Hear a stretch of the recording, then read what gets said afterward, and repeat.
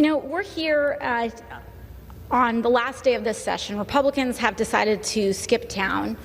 But what this debt ceiling debate really is about is the fact that they have run up a bill, Republicans have run up a bill that they now do not want to pay. They have run up this bill with extremely excessive military spending. They have run up this bill with extraordinary tax cuts for the wealthiest people in this country. And now when it comes down to time to pay for this bill, they do not want to pay it. And not only that, but they are accusing Democrats of saying we spend too much. For anyone that wants to entertain that thought, I ask you to think about the last time a person has said in this country that the government does too much for them, that their Social Security check was too high, that teachers are paid too much. When was the last time anyone has heard or seen that? Women's time's expired. Thank you. This is AOC holding Republicans to account not only for their absence while the U.S. is contending with default, but for their general stance during these negotiations. Republicans have decided that they would use the prospect of default to exact concessions from Democrats. And those concessions came in the form of a bill that's being called the Default on America Act. Just to give a few examples of what this would do, it would endanger public safety by cutting funding for over 2,000 Customs and Border Protection agents, 11,000 FBI personnel, and hundreds of local law enforcement positions, courtesy of the same party that spent 2 years slamming Democrats for wanting to defund the police.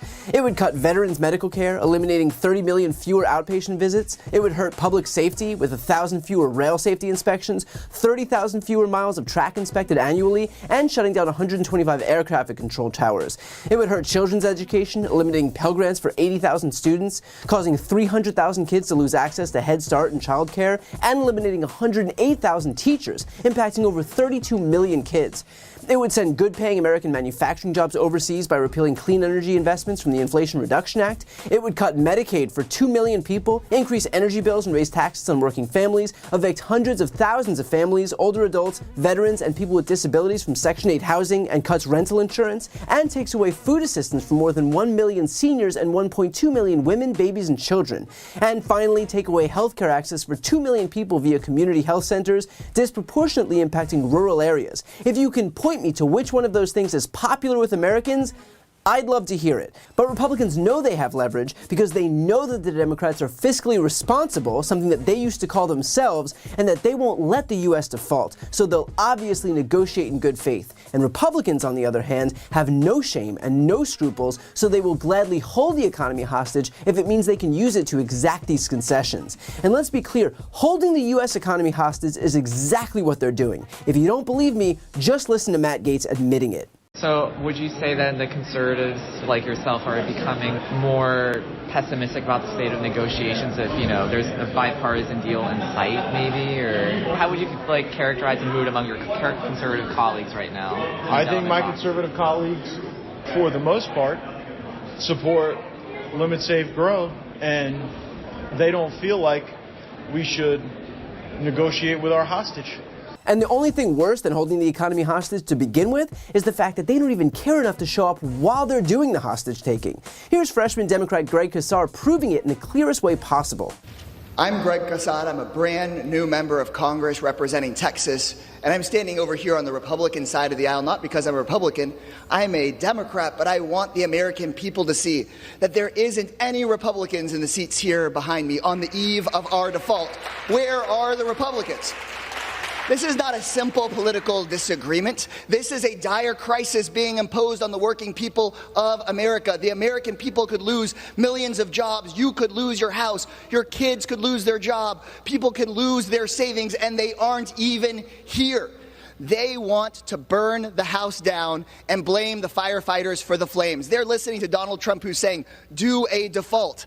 That is shameful. It is dangerous. There's no patriotism in this. There's no morality in this. And we just need 5 Republicans to sign on to the discharge petition with us to save the American people. We need the American people to speak up about why the Republicans are not in these empty chairs.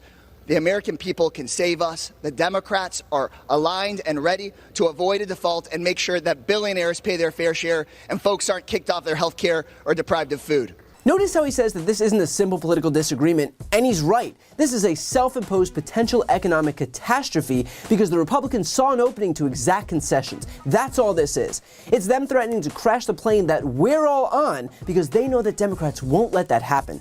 It is the perfect storm of a party of Democrats who are responsible to a fault and a party of Republicans for whom there is no floor. When we say that both parties aren't the same, this is what we mean. Kassar also says that the Republicans want to burn the House down and blame the firefighters for the flames, and that is the perfect analogy, because if the U.S. was to default, the only reason is that Republicans are refusing a clean bill to lift the debt ceiling, like they did 3 times under Trump, 7 times under George W. Bush, and 18 times under Ronald Reagan. So let's be perfectly clear, if this thing goes down in flames, the arsonists here are the Republicans. And of course those arsonists will point to the only responsible party in all of this, the Democrats, and pretend that this was somehow their fault, even though the only reason we don't have a clean bill raising the debt ceiling like we've had for our entire history is because of the GOP.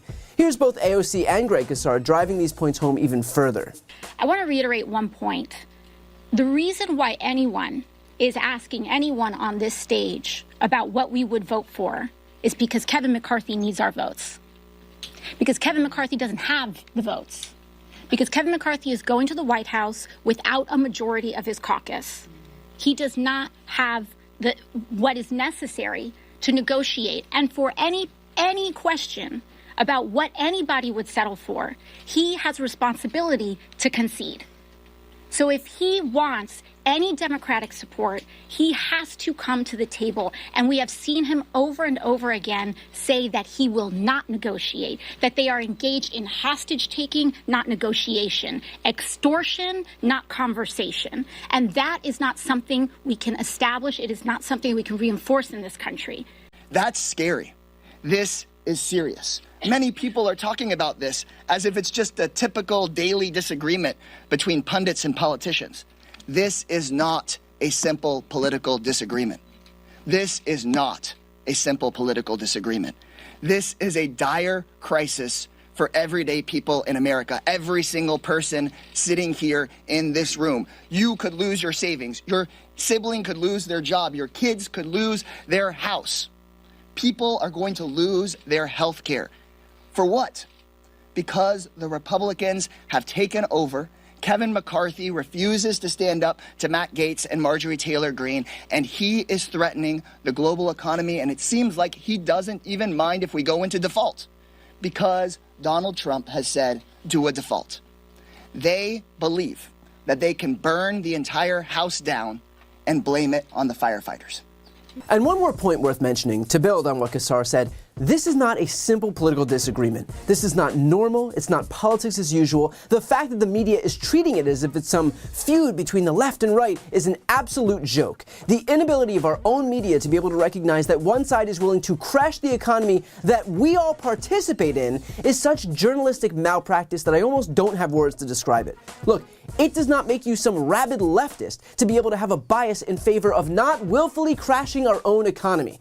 Just like it doesn't make you a leftist to be pro-democracy in a democracy. And the fact that those things seem like partisan issues isn't a condemnation of anyone but the Republicans. If you needed any more proof that it's the Republicans who've gone off the cliff to the right, it's the fact that the media is now both siding the very concept of democracy to be able to stay in the GOP's good graces. So look, I should note that I do absolutely think that a deal will be struck to avoid default, if not entirely because one party, the Democrats, won't allow default to happen. But the issue at hand here is that the Republicans decided that our own economy, our dollar as the world's reserve currency, global markets, and the prospect of a 10-year-long recession was an acceptable negotiating wedge when it's not. To call that the most dangerous thing in the world is an understatement, and it is just one more example of the extremism that has pervaded that party. They might have coasted on this idea of being fiscally responsible up until now, but that's gone fully out the window by bringing us to the brink of default for petty partisan gain. Before you go, I need some help. Please subscribe to the channel and do your part to help grow the progressive media ecosystem. I don't do sponsorships or paid ads, I won't ask for money, but just subscribing to this channel goes a really long way, and it helps get the message out to more people. The subscribe button is right here on the screen. You can also subscribe to my Spanish language channel, which I made to reach those crucial Spanish-speaking voters. That link is on the screen too. And finally, if you want to listen to my audio podcast, you can follow that link as well. Thanks so much for watching.